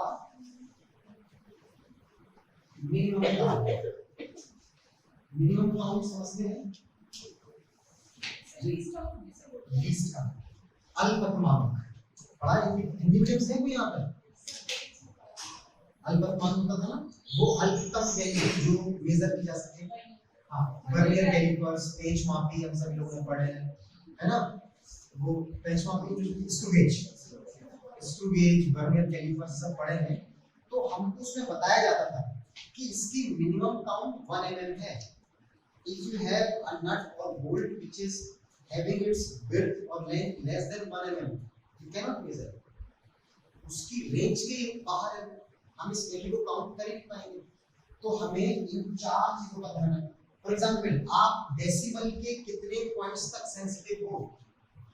अगर आपका आंसर 54.45 आ रहा है, इट इज फाइन, और यू नीड 54.456, 3 तक चाहिए, 4 तक चाहिए, तो it is defined on the basis आपके जो मिनिमम काउंट है, जो लीस्ट काउंट है आपके इंस्ट्रूमेंट की, तो क्या है, उस लीस्ट काउंट को मैच कीजिए अपने कैलकुलेशन से, और जब वो इंस्ट्रूमेंट उसके साथ काम कर पाए तभी उस काम को आप करें।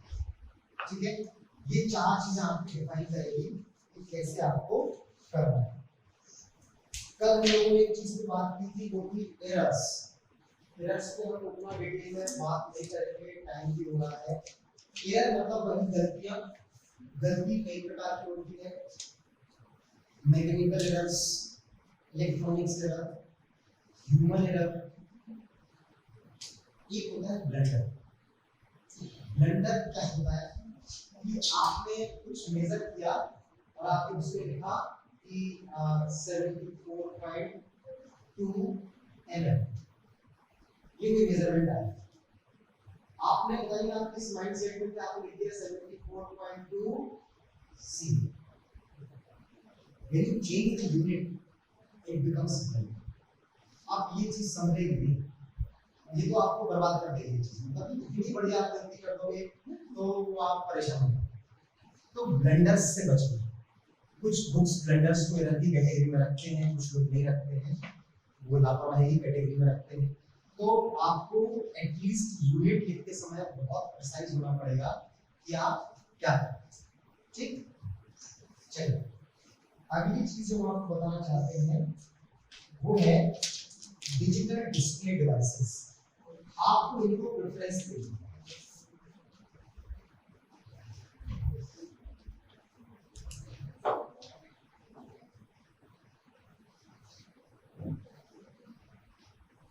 ये नाम आप लोगों ने सुने होंगे,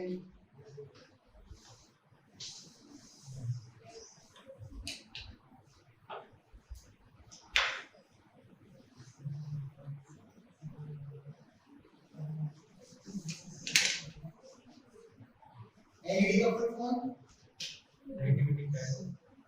क्या है? लाइट होता है। हमें लगा वो कोई नहीं क्लास में है, बताओ। लाइट मीटिंग डीसी क्या है? हैं? याद नहीं ज्यादा नहीं आता? याद नहीं लाइट एमिटिंग डायोड, इसका सिंबल कैसा होता है? डायोड का सिंबल होता है ऐसा, ये डायोड होता है, और एलईडी का सिंबल होता है जैसे छोटे को कॉमिक्स पढ़ते थे, कॉमिक्स में ऐसे बिजली कड़कती थी तो ऐसे बनाते। This diode is emitting light, this is light emitting diode. LCD क्या होता? Liquid crystal display. दोनों डी अलग है, पहले में डी का मतलब डायोड है और बीच में डी का मतलब डिस्प्ले, लिक्विड क्रिस्टल डिस्प्ले, और ऊपर एलईडी का मतलब है लाइट एमिटिंग डायोड्स। हम लोग रेलवे स्टेशन पे जाते हैं और वहां एक बड़ा सा बोर्ड लगा मिलता है, उस बोर्ड को डिस्प्ले बोर्ड की तरह यूज करते हैं, मतलब हम लोग देखते हैं ट्रेन नंबर लिखा है, प्लेटफॉर्म लिखा है, ट्रेन का नाम लिखा है, कितनी देर से चल रही है ये लिखा है। वो कौन सा बोर्ड है? मतलब उसमें एलईडीज लगी रहती है, बहुत सारी हजारों एलईडीज मैट्रिक्स के फॉर्म में, रोज में लगी है, कॉलम्स में लगी है, और उन रोज और कॉलम्स के पैटर्न को हम लोग जला के अलग अलग कॉम्बिनेशन को ग्लो करके कुछ लेटर्स बनाते हैं। ठीक है, आपको ऐसे इंस्ट्रूमेंट्स को प्रेफर करना है जिनका आउटपुट डिजिटल डिस्प्ले में आता है।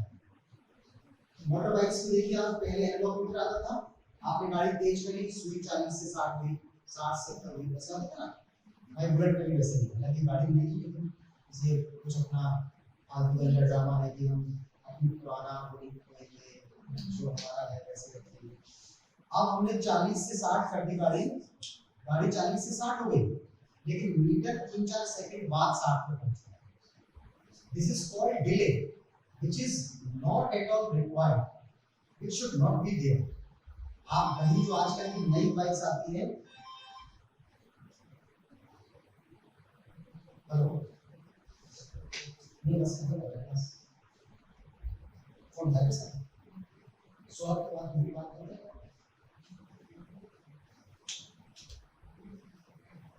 और यहाँ देखो आप डिजिटल जो आती है ये केटीएम वगैरह बाइक आ रही है आजकल या पल्सर है, वो भी नई बात है। R15 आती है, बहुत सारी आती है, इसमें लड़की नीचे बैठी रहती है, लड़का नीचे बैठा रहता है, ऐसी समझ नहीं आता और ऐसा फर्स्ट फ्लोर और ग्राउंड फ्लोर इतना अलग समझ में आता है। खैर, तो इतनी सारी बाइकों में क्या है, डिजिटल डिस्प्ले। यहाँ पहिया तेज घुमा और उधर रिफ्लेक्ट। एनालॉग मीटर्स की और कमी है, जैसे कि हम आपको बताएं कि ये एक स्केल है, इस स्केल पे लिखा है 10 किलोमीटर, 20 किलोमीटर, 30, 40, 50। अब हमारी नीडल ये प्रेजेंट कर रही है। अब आप 10 लोगों को बुला के पूछ लीजिए, कोई कह देगा 35, कोई कह देगा 36, कोई कह देगा 37, 10 लोग कह देंगे 35, कुछ नहीं। Means the data can be ambiguous, but अगर आपके पास एक एलसीडी लगी है और भगवान की दया से आपका मानसिक संतुलन ठीक है, अगर इसमें लिखा आ रहा है 60.5, तो आप इसमें यही पढ़ोगे 65। इसमें तो आप इसमें गलत नहीं पढ़ोगे ना, जो लिखा है वही पढ़ोगे अगर आप पागल नहीं हो। तो इसमें जो गलती होने की संभावना है डिजिटल डिस्प्ले में वो कम से कम, उसमें आप गलती नहीं, आप रीडेबिलिटी ज्यादा है और रिस्पांस टाइम कम है। यहाँ पहिया तेज घुमा, उधर आउटपुट चेंज हुआ। एनालॉग मीटर्स में ऐसा नहीं होता। Analogue meter takes that time to tell you कि एक्चुअल रीडिंग क्या है। हाँ, any advantage of analog over digital? advantage of Analog. circuit complexity. In analog transmission, you don't need power supply, you don't need complex circuit. You can simply convert one circular motion into another linear motion very easily in the low cost. But it will not be precise. It will have a response delay. It will create some ambiguity. तो ये सब चीजें drawbacks मतलब advantage cost के मामले where the response time and actual reading is not important, not that important. जैसे for example एक biscuit bake हो रहा है, आप 200 डिग्री पे कर दो या 220 पे कर दो, उस बिस्किट की बेकिंग कोई फर्क नहीं पड़ेगा। तो आप ऐसे मीटर्स लगा सकते हो जिसकी स्वीट में आपको पढ़ने में दिक्कत भी है, तो आप समझ जाओगे कहाँ सही करना है। लेकिन अगर आप दो एंजाइम मिक्स कर रहे हो और आपको पता है precisely meet 75 degree Celsius, then you cannot go with the analog watch कि आप इसे घुमाओ 75 हो गया तो ठीक है, 76 हो गया तो ठीक, तो काम हो जाएगा। Then you have to take a digital input, यहाँ पे 75 लिख के एंटर किया तो आपका जो मीटर है वो exactly 75 पे है, आपको मल्टीपल exactly 75 पे है। तो ये चीज है। लेकिन शुरुआत जब होती है ना, शुरुआत तो हमें कहीं से करनी पड़ती है। तो जब एनालॉग आया तो वो ये करामात थे, उस इंसान को नोबेल पुरस्कार मिला, कुछ तो नया किया। एक वैज्ञानिक थे डॉल्टन, नाम सुना है? डॉल्टन ने अल्टीमेटली सुसाइड कर दिया। क्यों? क्योंकि जो भी वो अपना आविष्कार करते थे वो बाद में पता चलता था कि वो गलत। उन्होंने कहा, डॉल्टन ने कहा कि परमाणु atom is the smallest part of any substance. और तारीख में उनकी सब जगह सब पुरस्कार मिल गए। रदरफोर्ड आया, उसने कहा नहीं, atom can be divided into 3 parts, electron, proton, neutron. तो डॉल्टन को बुरा नहीं लगा, बेचारे को बुरा लगा। तो ये हमें उनका एक केस याद है, ऐसी 50 रिसर्च उन्होंने की और जो ओवर द टाइम सब गलत हो गए। लेकिन शुरुआत हुई। अच्छी बात यह है कि कोई तो शुरू करेगा, जब हाफ डन चीज को पूरा कर देना इजी होता है। या एक इंग्लिश प्रोवर्ब है, उसमें कहा जाता है, it is very easy to criticise but it is very tough to create. आप आओ कमेंट में सब कह दो यार पर लेकर गलत है होगा, हम ये पीछे बात में लगा के ये सब क्रिटिसाइज करना आसान है। आप गवर्नमेंट सिस्टम में मीटिंग बना के देखो, आपको किसी ने छूटे काम है। तो मतलब कहां थे? हाँ, जब एनालॉग आया तो अपने आप में एक बड़ी बात थी, उसको सराहा गया। फिर धीरे धीरे हम लोग डिजिटल हुआ। तो ये आपको ऐसे सिस्टम यूज करना है। जैसे हम आपको बताएं बहुत अच्छी चीज जो आपने कैलकुलेटर में देखी है हमेशा,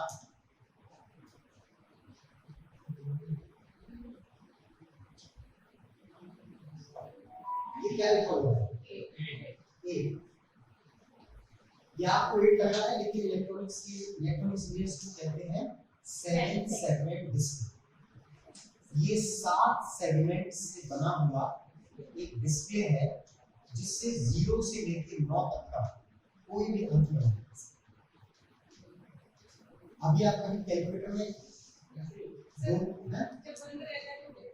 दिखते ना 8 बने दिखते हैं थोड़े ऐसे दाग दाग से। आप बाजार में कैलकुलेटर चेक करने जाओगे तो आप क्या करोगे, 1 2 3 4 5 सब प्रेस करके देखोगे। एक एक्सपर्ट जाएगा तो वो अगर 10 नंबर्स का कैलकुलेटर है तो वो 10 बार 8 दबा देगा। 10 बार 8 दबाने से उसके सारे सेलिंग सेगमेंट के सारे सेगमेंट चेक हो जाए, सब जनरल के लिए। कई बार कई लोगों को 3 बनता है, लेकिन वो 3 उल्टा एफ जैसा लगता है, नीचे का एक भुजा है, ऊपर का चल रहा है। तो देखिए हमें इसमें 3 लिखना है, हम इसकी बदली गोल कर देंगे, इसकी बदली गोल कर देंगे, 3 लिख जाएगा। ठीक है, हमें इसमें 2 लिखना है तो ये बत्ती जला देंगे, ये बुझा देंगे, तो 2 बन जाएगा। हमें अगर 1 लिखना है तो हम इन सबको बुझा देंगे। 8 तो ये बना है, 7 लिखना है तो इन सबको हटा देंगे तो 7 बन जाएगा। कुल मिला के 7 सेगमेंट से हम हर प्रकार का नंबर बना। फिर आया एक और सेगमेंट इसके, जब ट्रेन के नाम भी लिखने पड़े तो मेरा कैसे लिखेंगे, केरला एक्सप्रेस।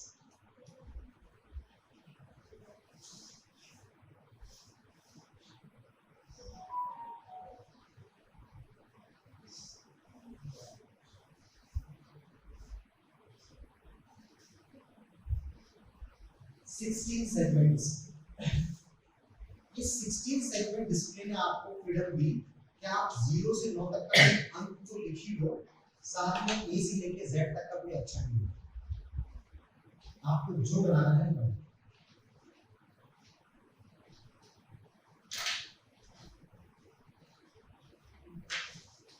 ठीक है, ये 16 सेगमेंट डिस्प्ले है। 7 सेगमेंट से भी कुछ अल्फाबेट्स बन पा रहे थे, ए बन पा रहा था, बी बन पा रहा था, सी बन पा रहा था, डी बन रहा था, लेकिन ऐसे सारे अल्फाबेट्स जिनमें स्लांटिंग एज आ रही थी, तिरछी लाइन आ रही थी, वो अल्फाबेट्स हम लोग नहीं बना। ठीक है, तो उसके लिए 16 सेगमेंट डिस्प्ले है। तो always prefer the instruments which have their output in the form of digital form. 7 segment हो, 16 सेगमेंट हो, एलसीडी स्क्रीन लगी हो, एलसीडी स्क्रीन मतलब पिक्सल बेसिस, उसमें पिक्सेल्स की स्टफिंग हो और उन पिक्सेल्स को हम लोग ग्लो करके कोई भी नंबर बना सकते हैं। हाँ, व्हाट अबाउट हिंदी के लिए एलईडी मैट्रिक्स है।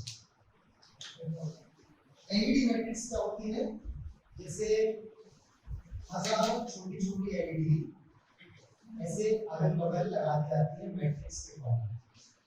अगर ये हम आपको देख रहे हैं तो 5 हो जाएगा, मतलब हजारों ऐसे बस मैट्रिक्स लाइन से हजारों एलईडी लगी है, ऐसे में एलईडी लगी, सब ग्लो कर सकते हैं।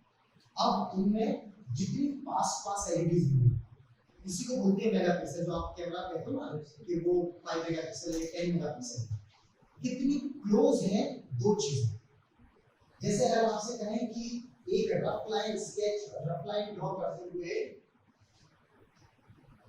इन 5 डॉट से जी बना, जी, तो आप कैसे बनाओगे? 5 लाइन कवर कर दिया। और अब हम आपसे कहें कि इन लाइंस इन डॉट्स का यूज करते हुए जी बनाएंगे। If you have precisely dot, what you will do?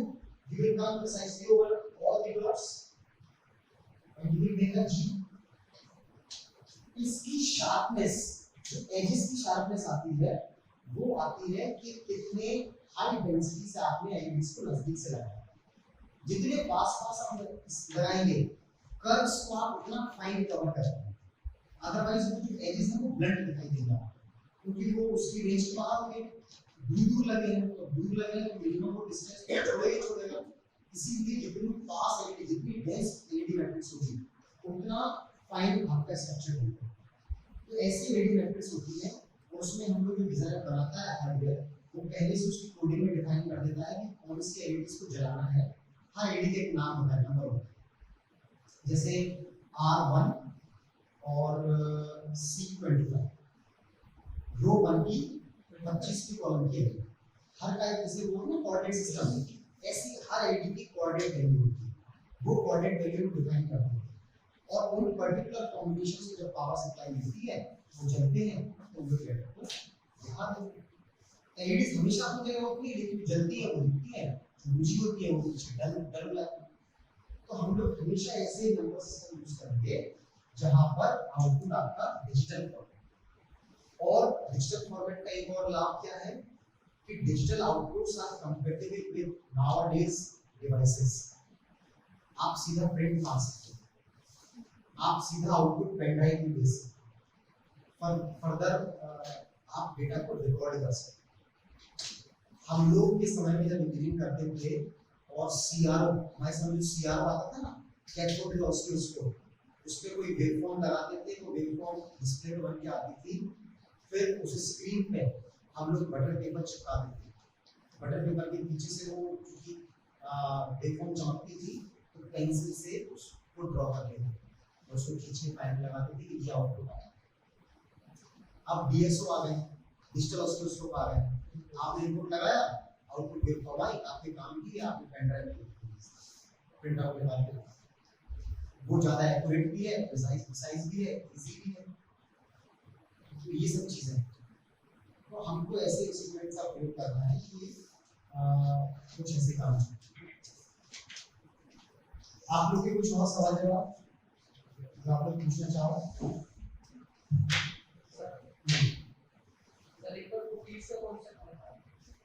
Cookies जो आपके फोन में भी होती है, फोन में या साइट पे या देखिए सुनिए बात को, कुकीज ये वो खाने वाली कुकीज की बात नहीं होती है।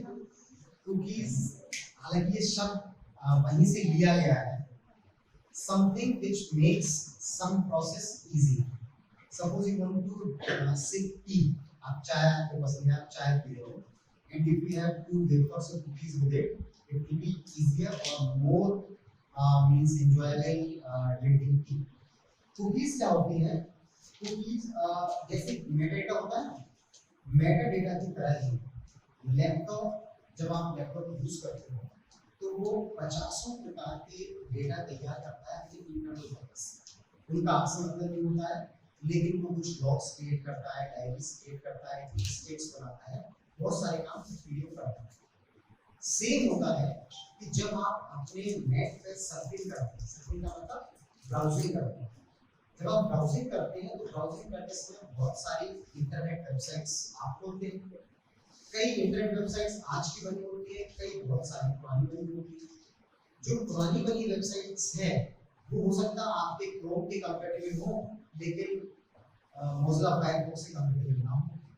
तो वो वेबसाइट ओनर्स अपने वेब पेजेस के साथ जब आप उनको ओपन करते हो कुछ कुकीज को फोर्सफुली आपके लैपटॉप में इंस्टॉल करते हैं, so that while surfing on their website you will not feel any problem. Those cookies are assisting you browsing their website and they are downloading in your systems without your permission but for your comfort. अगर आप उनकी website use कर रहे हो तो आप उनको वो कुकीज आपके लैपटॉप में आके स्टोर हो। अब हम क्या करते हैं, सर्फिंग बंद कर दी बट कुकीज आर स्टोर्ड। अब जब कुकीज एक नंबर कुकीज जब इंक्रीज हो जाते हैं तो कई बार कॉन्फ्लिक्टिंग कुकीज आपको मिलती है। जब आप एक वेबसाइट यूज कर रहे हो उसकी कुकीज इंस्टॉल्ड है, आपने दूसरी वेबसाइट खोली, जो पहली कुकीज है वो दूसरी कुकीज के साथ कॉन्फ्लिक्ट कर रही है।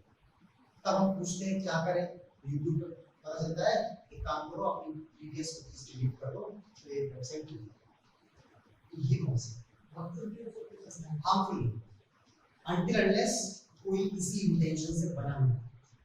अगर किसी ने इसी इंटेंशन से बनाई है कि ये वेबसाइट खोलेगा, ये कुकीज अंदर जाएंगे, फिर हम इसकी की लॉगिन देख पाएंगे, कौन सी कुकीज प्रेस की है इसने, हम ये देख पाएंगे कौन सी वेबसाइट से सर्च करता है। अगर उस इंटेंशन से नहीं बनाया गया तो हार्मफुल। अगर आपकी बड़ी ऑफिशियल वेबसाइट खोलते हो तो उसकी कुकीज हमको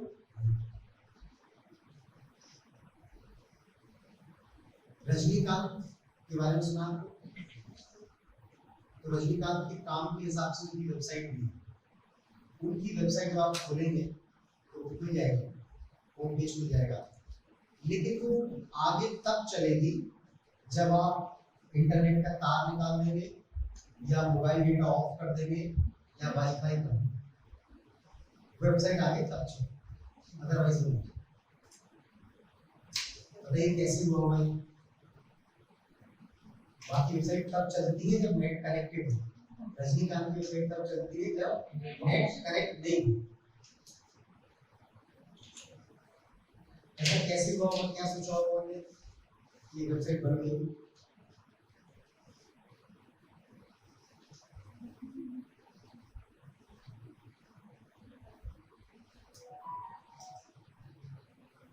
एक्चुअली उन्होंने अपनी वेबसाइट को बनाने समय क्या किया है, वेबसाइट को एनिमेटेड रखा। एनिमेशन होने के कारण वो वेबसाइट जो है वो लो मेमोरी, उसमें कोई बहुत ज्यादा फोटोज भी पड़ी हैं, बहुत ज्यादा चीजें नहीं हैं। एनिमेशन, कार्टून्स एनिमेशंस वाली वेबसाइट, और उसमें एक इंटरनल प्रोग्रामिंग लगाई कि जब आप rajinikanth.com खोलेंगे, जब होम पेज खुलेगा तो होम पेज खुलने के साथ ही वो जितने भी उसके हाइपरलिंक्ड वेब पेजेस हैं जो एक बार क्लिक करने पे आपको दूसरा पेज देते हैं, वो सब डाउनलोड करेंगे। धीरे से आपकी मेमोरी में वो सारे जो 15-20 वेब पेजेस हैं जो बहुत ही केबीस के हैं, जो मेमोरी है, वो आपके रैम में इंस्टॉल करेंगे। फिर उसमें दूसरी ट्रिक लगाई गई है कि फिर वो वेबसाइट की एक कुकी ये देखेगी कि आपके यहाँ पिंग हो रहा है कि नहीं। पिंग मतलब नेट आ रहा है, पिंग बोलते हैं उसको टेक्निकल भाषा में। तो अगर पिंग होता रहेगा तो वो कुकीज वेबसाइट को चलने से रोकती रहेगी, और एक बार पिंग बंद हो गया तो फिर आप कहीं क्लिक करते हो तो वेबसाइट आपको अंदर ही अंदर आपकी रैम में घुमाती रहेगी, और आपको ऐसा लगेगा कि यार आप रजनीकांत की वेबसाइट है कि ये बिना इंटरनेट चल रही है। लेकिन ये भी अच्छी सोच है कि उन्होंने अपने काम के हिसाब से काम किया। चलिए तो देखिए एक दो चीजें हैं। पहली तो ये कि होप कि हम पिछले 2 दिन में आपके कुछ नॉलेज में कंट्रीब्यूट कर पाएंगे। दूसरी चीज कि हमारे शेड्यूल लेक्चर 2 ही थे, यहाँ पर कल था एक आज था, दोनों हो गए, but I really enjoyed there. तो अगर आपको कभी भी कोई ऐसा टाइम स्लॉट लगता है जो आपका खाली है, तो I will be more than happy to come and share my experiences.